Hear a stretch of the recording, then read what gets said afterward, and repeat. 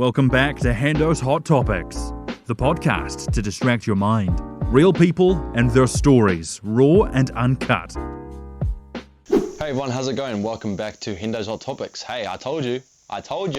Well, I said before I left I'd be out, but when you're watching this, I've either left or I'm on the plane right now. Either way, they're out before February's ended. But I'll be real with you. It's been hard finding some motivation to get podcasts rolling again. Like I said in the previous episode, I actually tried recording that episode the day beforehand.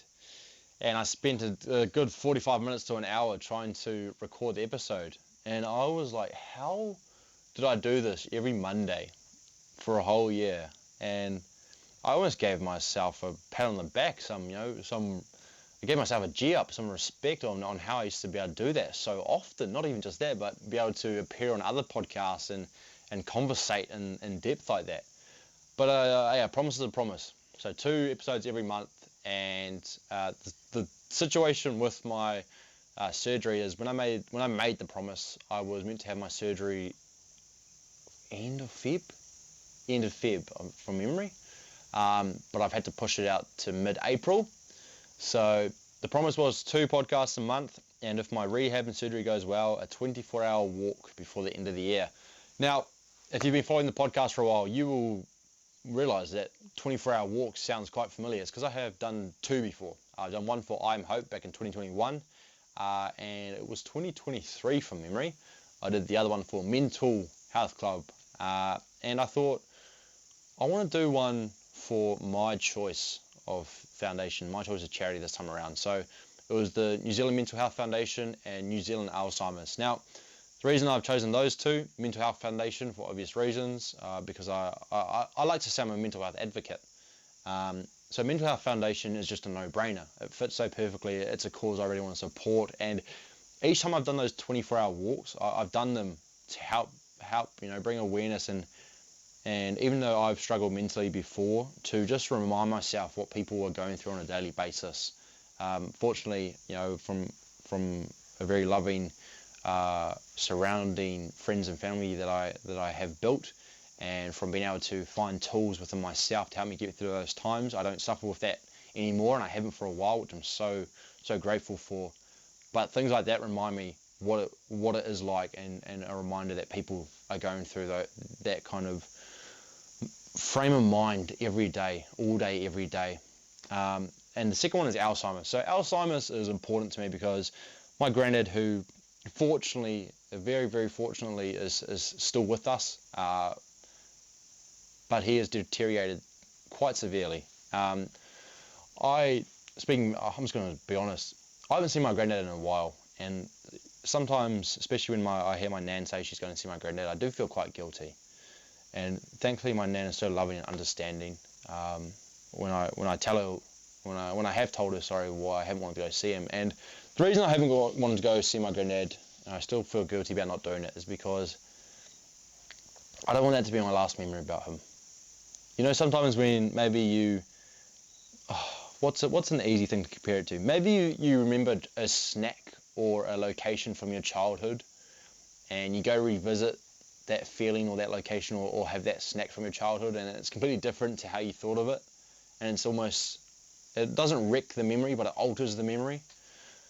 That's sort of where I stand with my granddad.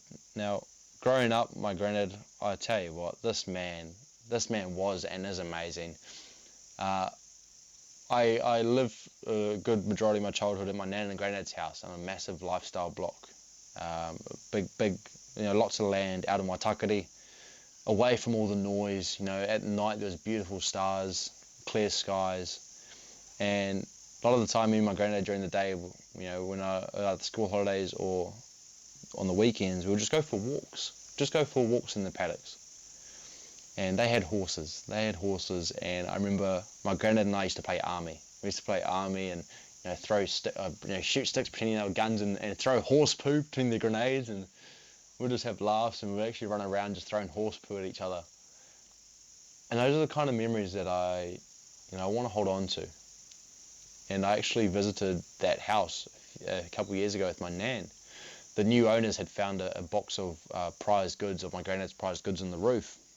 So we went back to that house, and that's exactly what I'm talking about. Back in my childhood, I remember that house a certain way, and going back to it, it didn't alter those memories, but it ever so slightly changed them. Changed them. Well, that's alter and change, same thing, but it had an impact on them in a certain way, if that makes sense. I think the other thing as well is, I've just said, I don't want that to be my last memory of my granddad. In my head, I have my granddad who no one could beat that man. He is and he was the fastest man I know, and he'd run around on the gravel and bare feet and sprint, and he was an cowboy, and he had trained his horses, and he had this Appaloosa called Cheeky, and he trained him to stand still. My granddad, I remember this so vividly, my granddad would tell Cheeky to stand still, and granddad would run up. If you know horse riding, it was bareback. He would run up behind Cheeky and pretty much pole vault off his rear end and land on Cheeky, and just Cheeky would take off, and they could cross. I can't remember the official name, but they could cross hoofs and walk sideways. He's just a very talented and amazing man. And I remember I caught up with my dad a few weeks ago, and I remember when granddad was younger, he went to the war. He went to the Vietnam War. I remember asking him all these stories, and he would always say to me, I'll tell you when you're older. I'll tell you when the time's right, when you're older. And that's one of the things that, not sad, but it's always questionable. Is what were all those stories that granddad said he'd tell me when I was older? I always think about that. What were those? Not just war stories, but just all these other stories that granddad said he'd tell me when I was older. And I was never able to get that chance, and it's hard because granddad is still here, and so we're so fortunate. But the other hard thing is, granddad's here, but those who have loved ones affected with Alzheimer's, you understand it when I say he's here, but he isn't. And my nan is such a strong lady, so beautiful and amazing. And she still goes and sees granddad, and as I'm getting older, I can see how it does affect her, and I know for a fact she'll be listening or watching this, because Nan supports the podcast and listens to all the podcasts. And Nan, as I get older, I can see how it impacts you in different ways. I just want to say you're beautiful, and you're so strong, Nan, so strong. But anyway, without getting into too deep of talk with that, Alzheimer's is obviously a very relatable and touchy and important topic and disease, and it affects our family, and I know the impacts of it personally and interpersonally. So yeah, New Zealand Mental Health Foundation, NZ Alzheimer's is what I want to support and put towards all raised funds towards those two charities. I wanted to do this for a while, so I just need a bit of a kick up the behind to get motivated and have a reason to do it. So I made a promise on my TikTok live that if I got to, I can't remember what it was, but I'd do 2 podcasts a month, and if my surgery and rehab went well, I'd do a 24-hour walk before January next year. So hey, a promise is a promise, but just depending on how surgery and rehab goes, that 24-hour walk, it may or may not happen before January, but it is going to happen regardless. If it doesn't happen then, it's going to happen when I'm fit and healthy, alright? But yeah, team, it's been weird, doing these 2 podcasts again. I can feel the itch wanting to do it, but just the motivation's lacking. So old Hendo needs to get crap into gear and get motivated again.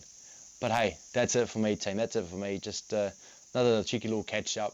I like things like this, and again, I hope I actually haven't. When you're listening to this, I haven't checked the audio on this episode or last episode, so I hope this wireless mic sounds alright. If it doesn't, oh well, we'll go back to the microphone on the next one. But yeah, I love you all. When you're watching this, I'll be in America, just a little West Auckland boy in the big old States with my brothers. Oh yeah, I love you all. Do what makes you happy. Do knows right. Do what you need to do for you. And just remember, you and your life are worth fighting for, yeah? Alright, team. See you later.